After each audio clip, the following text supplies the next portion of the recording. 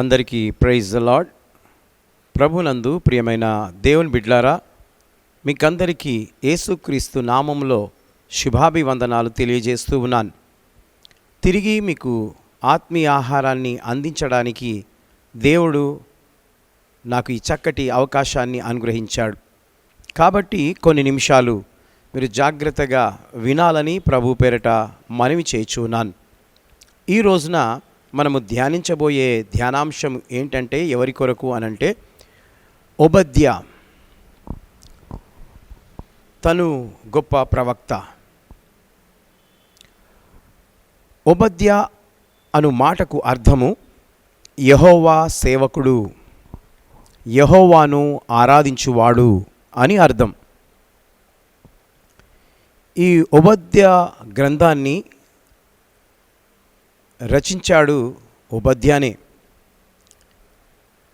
సుమారు క్రీస్తు పూర్వము 845 సంవత్సరంలో ఇది వ్రాయబడినట్లుగా చరిత్ర చెప్తూ ఉంది.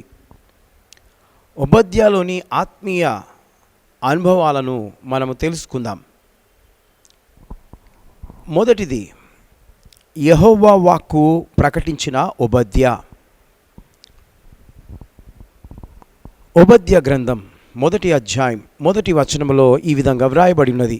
నేను చదువుతాను, మీరు జాగ్రత్తగా వినాలని ప్రభు పేరట మనవి చేయుచున్నాను. ఓబద్యాకు కలిగిన దర్శనము ఏదోమును గురించి ప్రభువగు యెహోవా సెలవిచ్చినది. చూడండి, ఓబద్యాకు దేవుడు దర్శనాన్ని చూపిస్తున్నాడు. ఏదోము గురించి ఆయన తెలియజేస్తూ ఉన్నాడు. ఏదోము గురించి ఆయన వాక్కును ప్రకటిస్తూ ఉన్నాడు. ఏమని ప్రకటిస్తున్నాడనంటే, ఆయన యొక్క అనుభవాన్ని, అనగా ఓబద్యా అనుభవాన్ని చూస్తే అతడు కేవలము దేవుని దగ్గర నుండి వచ్చిన సమాచారాన్ని మాత్రమే ప్రకటించుచున్నాడు. చూడండి, దేవుని దగ్గరికి వెళ్ళి వచ్చిన ప్రచారాన్నే ప్రచురం చేయాలి, అనగా బైబిల్ గ్రంథంలో వ్రాయబడిన వాక్కులనే ప్రచురం చేయాలి. కానీ ఈ రోజులలో ఆ విధంగా లేదు. స్వంత తలంపులను, స్వంత ఆలోచనలను, కల్పనా కథలను కలుపుతూ దేవుని వాక్యాన్ని బోధిస్తూ ఉన్నారు. కానీ ఇక్కడ ఓబద్యా దేవుడు తనకు చూయించిన దర్శనము బట్టి తాను ప్రకటిస్తూ ఉన్నాడు.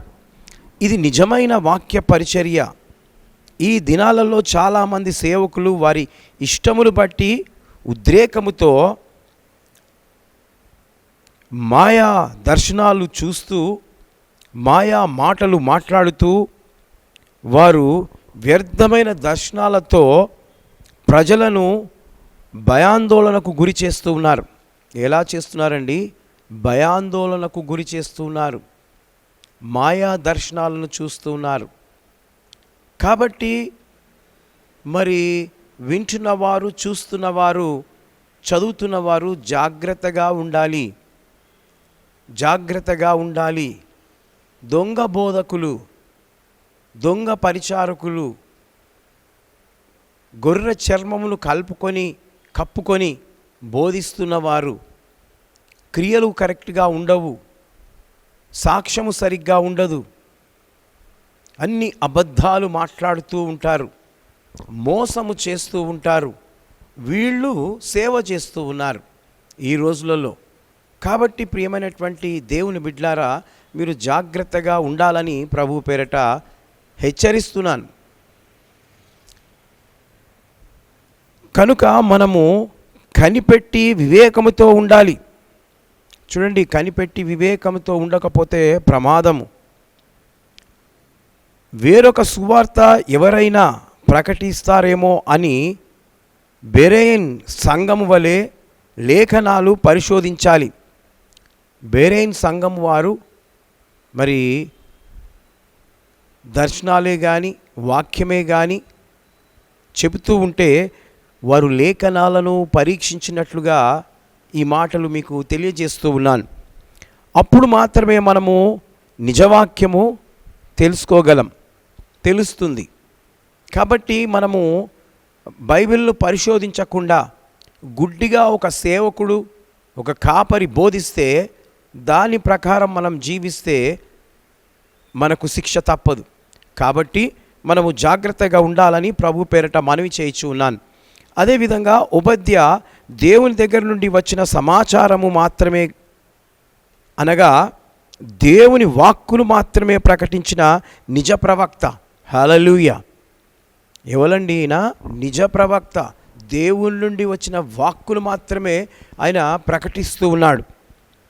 సేవక, విశ్వాసి, నీవైనా నేనైనా దేవుని వాక్యాన్ని ఉన్నది ఉన్నట్లుగా బోధించాలి. వాళ్ళే నిజమైన సేవకులు. దేవుడి మాటలు దీవించి ఆశీర్వదించునుగాక. May God bless you.